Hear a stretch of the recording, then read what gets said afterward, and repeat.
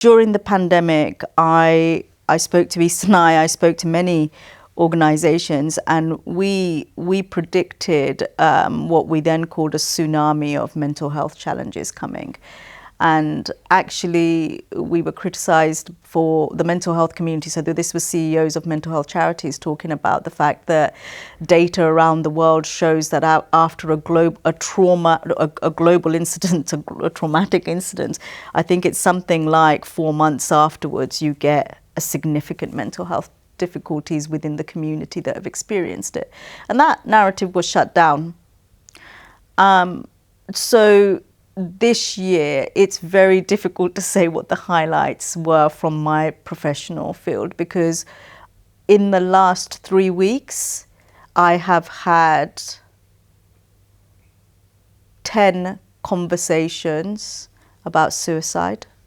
1 person died by suicide. 3 of my colleagues have been to funerals by suicide.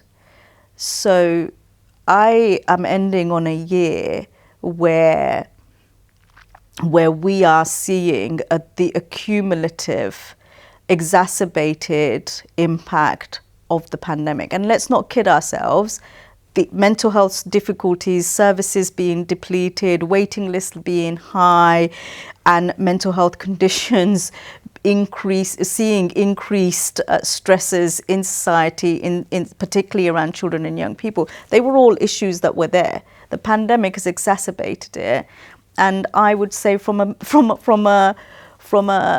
mental health perspective out in the field is, poverty, inflation, all of those. They are the social determinants of health, right?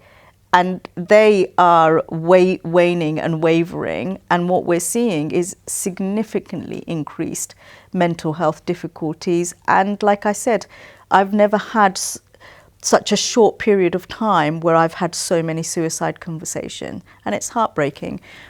So you asked me what the highlight was. And I guess what I would say is the highlight is I am then seeing more people taking the subject much more seriously and wanting to do something about it in the workplace setting.